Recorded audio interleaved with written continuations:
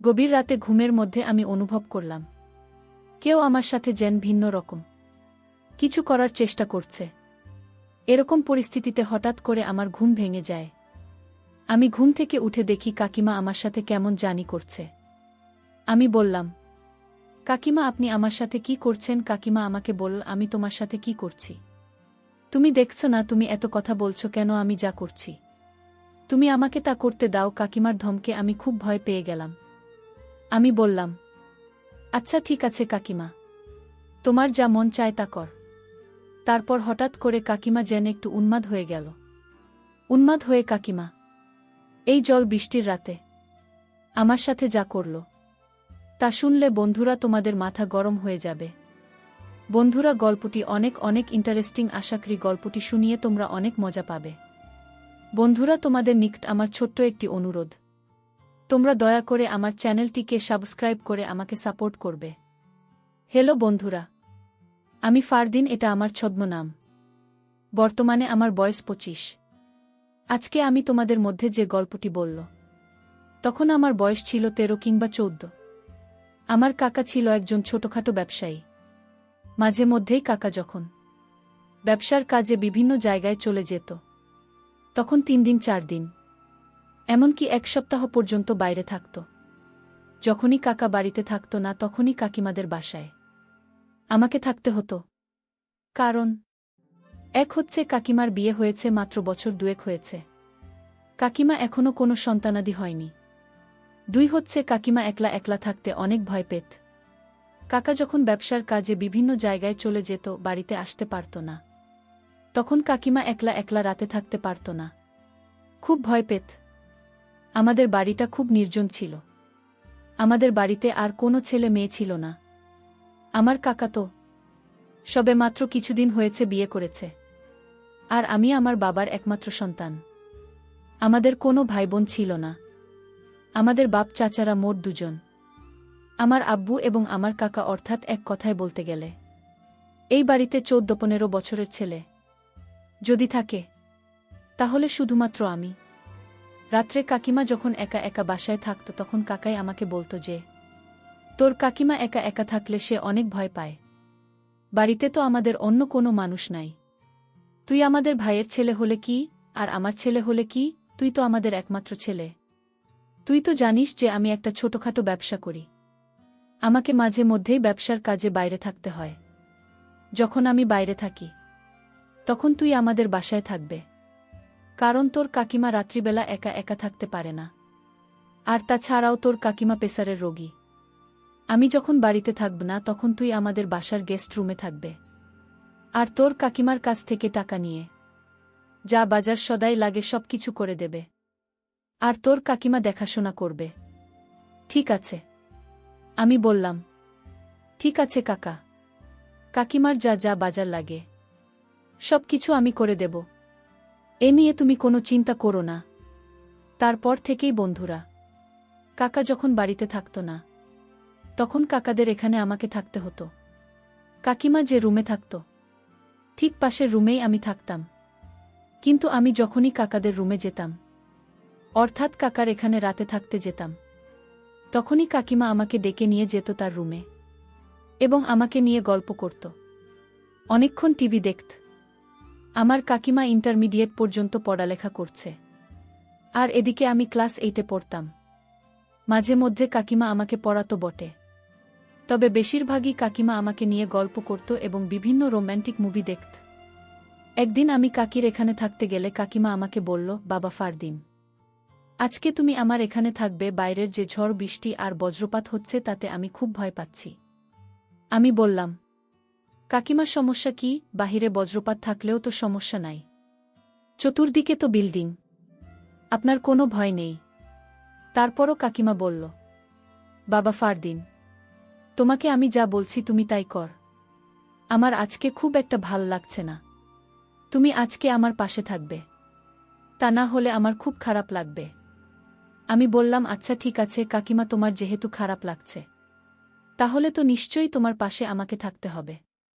কিছুক্ষণ পর কাকিমা আমাকে বলল, বাবা ফারদিন, অনেকদিন ধরে তোমার সাথে আমার গল্প গুজব আড্ডা বাজি হয়নি। আজকে তোমাকে নিয়ে আমি অনেক আড্ডা দিব। আমি বললাম, কাকিমা আমি খুব একটা বেশি আড্ডা দিতে পছন্দ করি না। তারপর কাকিমা আমাকে বলল, আজকে আমার সাথে তোমাকে আড্ডা দিতেই হবে। কাকিমার অনেক জোরাজুরিতে আমি আড্ডা দিতে রাজি হয়ে গেলাম। তারপর আমি বললাম, কাকিমা আমি তোমার সাথে আড্ডা দিতে রাজি আছি, কিন্তু আমার একটা শর্ত আছে। কাকিমা আমাকে বলল, বাবা ফারদিন কি শর্ত তোমার? আমি বললাম, কাকিমা আমার আব্বুকে আমি অনেক দিন ধরে বলছি আমাকে একটা মোবাইল কিনে দিতে, কিন্তু আমার আব্বু আমাকে কোনো মোবাইল কিনে দেয় না। কাকিমা তোমার সাথে আমি সারা রাত ধরে আড্ডা দেব, তুমি যতক্ষণ মন চায় তখন আড্ডা দিব, কিন্তু তোমাকে আমার একটি মোবাইল কিনে দিতে হবে। আমার কথা শুনে কাকিমা হা হা করে একটা হাসি দিন। আমি বললাম, কাকিমা তুমি হাসলে কেন? তারপর কাকিমা আমাকে বলল, আরে ফারদিন, এটা কোনো ব্যাপার হলো? তোকে আমি কালকে একটা মোবাইল কিনে দিব, কিন্তু আমার একটা শর্ত আছে। যদি আমার শর্তটা তুই মানতে পারিস। আমি বললাম, কাকিমা তোমার আবার কিসের শর্ত? ঠিক আছে, যদি তুমি আমাকে মোবাইল কিনে দাও তাহলে তুমি যে কোনো শর্ত দাও, আমি মেনে নেব। তারপর কাকিমা বলল, আচ্ছা ঠিক আছে, তাহলে আজকে রাত্রে আমি যা বলি তোমাকে তাই করতে হবে। আমি বললাম, আচ্ছা ঠিক আছে, যদি তুমি আমাকে মোবাইল কিনে দাও তাহলে তুমি যা বলবে আমি তাই করব। এভাবে কাকিমার সাথে কথা বলতে বলতে গল্প করতে করতে সময় কেটে যাচ্ছে, কখনো তা বলতে পারতেছি না। গল্প করতে করতে আমি লক্ষ্য করলাম কাকিমা আমার দিকে কেমনভাবে যেন তাকিয়ে রয়েছে। কাকিমার তাকানোর মধ্যে যেন একটা রহস্য লুকিয়ে আছে। আমি বললাম, কাকিমা যা মন চায় তা করুক, কাকিমা যা বলে আমি তাই করব, এর বিনিময়ে তো আমি একটা মোবাইল পাব। এই ভেবে কাকিমা শর্তে রাজি হয়ে গেলাম। তারপর আমি কাকিমাকে বললাম, কাকিমা এবার বলো তোমার সত্যটা কি? কাকিমা বলার ফারদিন এত তাড়াহুড়া করেছে কেন? আস্তে আস্তে তোমাকে আমি সব বলছি, আমার যে কি শর্ত তা তুমি রাত হলেই বুঝবে। এবার চলো আমরা শুয়ে পড়ি। আর এদিক দিয়ে প্রচুর ঝড় বৃষ্টি হচ্ছে বাহিরে। কিছুক্ষণ পর কাকিমা আমাকে বলল, বাবা ফারদিন, আজকে আমার খুব খারাপ লাগছে। এই যে এমনটা নাও, এই মলমটা নিয়ে আমাকে একটু আমার মাথায় মালিশ করে দাও, তাহলে মনে হয় একটু ভাল লাগবে। তার করব। বাধ্য ছেলের মতো হয়ে আমি কাকিমার মাথায় মালিশ করতে শুরু করলাম।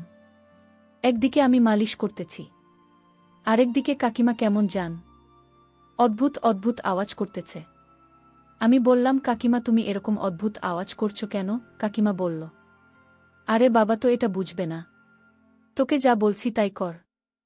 আমি বললাম, ঠিক আছে কাকিমা। এই বলে বাধ্য ছেলের মতো কাকিমা শিখানো অনুযায়ী আমি তাকে মালিশ করতে শুরু করলাম। এভাবে মালিশ করতে করতে কাকিমা হঠাৎ করে ঘুমিয়ে পড়ল। আমিও ঘুমিয়ে পড়লাম। গভীর রাতে ঘুমের মধ্যে আমি অনুভব করলাম কেউ আমার সাথে যেন ভিন্ন রকম কিছু করার চেষ্টা করছে। এরকম পরিস্থিতিতে হঠাৎ করে আমার ঘুম ভেঙে যায়। আমি ঘুম থেকে উঠে দেখি কাকিমা আমার সাথে কেমন জানি করছে। আমি বললাম, কাকিমা আপনি আমার সাথে কি করছেন? কাকিমা আমাকে বলল, আমি তোমার সাথে কি করছি তুমি দেখছ না? তুমি এত কথা বলছো কেন? আমি যা করছি তুমি আমাকে তা করতে দাও। কাকিমার ধমকে আমি খুব ভয় পেয়ে গেলাম। আমি বললাম, আচ্ছা ঠিক আছে কাকিমা, তোমার যা মন চায় তা করে। তারপর হঠাৎ করে কাকিমা যেন একটু উন্মাদ হয়ে গেল।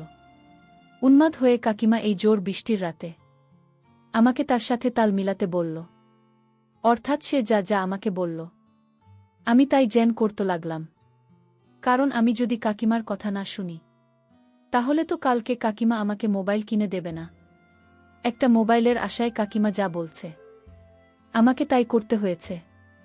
তারপর কাকিমা আমার সাথে এরকম ধরনের কাজ করতে লাগল, যার ফলে আমার অবস্থা খুব খারাপ হয়ে যেতে লাগল। তারপর আমি কাকিমাকে বললাম, কাকিমা তুমি আমাকে যে কাজ করার ইঙ্গিত দিচ্ছে সেটা করা কি ঠিক হবে? কাকে জানতে পারলে মনে কষ্ট পাবে। তারপর কাকিমা আমাকে বলল, ফারদিন তোমার কি মোবাইল লাগবে না? আমি বললাম যে, কাকিমা লাগবে। তোমার যদি মোবাইল লাগে তাহলে তোমাকে আমার সাথে আজকে একটা কিছু করতে হবে, তাহলেই কেবল তুমি মোবাইল পাবে। তারপর কাকিমা আমার সাথে এমন কিছু করো যে আমার মুখের ভাষায় প্রকাশ করা অসম্ভব। আমিও তখন নিয়ন্ত্রণ হারিয়ে যা করার তাই হল। তারপর কাকিমার ইচ্ছামতো আমার সাথে অনেকক্ষণ বিনোদন করল। তারপর একটা পর্যায়ে তিনি ক্লান্ত হয়ে গেলেন। তারপর আমি কাকিমাকে বিনয়ের সাথে বললাম, কাকিমা, কাকার সাথে কখনো এরকম কিছু বলবেন না। আপনাকে অনুরোধ করলাম, কাকে জানতে পারলে আমাকে মেরে ফেলবে। তারপর কাকিমা বলল, আরে পাগল, তুমি এই বিষয় নিয়ে কোনো চিন্তা করো না। তুমি তো আমার কোথায় রাখছো, তাই না? তোমার কাকা জানবে কি করে এখানে তুমি আর আমি ছাড়া তো কেউ নাই। ফারদিন, তুমি অনেক সুন্দর, তোমাকে আমার অনেক পছন্দ। তুমি কিছু একটা ছেলে, তোমাকে আমি অনেক ভালোবাসি। কিন্তু আমি তোমাকে কখনো বলতে পারি নাই। তোমাকে নিয়ে বিনোদন করা আমার অনেক দিনের শখ। আজকে তুমি আমার ইচ্ছা পূরণ করবে। ঠিক আছে ফারদিন। বন্ধুরা, তারপর আমি আর কি করব? আমিও তো একজন মানুষ, আমারও তো কিছু না কিছু আছে। তারপর যা হবার তাই হলো। অনেকক্ষণ বিনোদনের পর ক্লান্ত হয়ে পড়লাম। বন্ধুরা, দিনটি ছিল আমার জন্য অনেক রোমান্টিক, স্মরণীয়। বন্ধুরা, আজকে এই পর্যন্তই। আমি আবার আসব তোমাদের মধ্যে নতুন কোনো গল্প নিয়ে।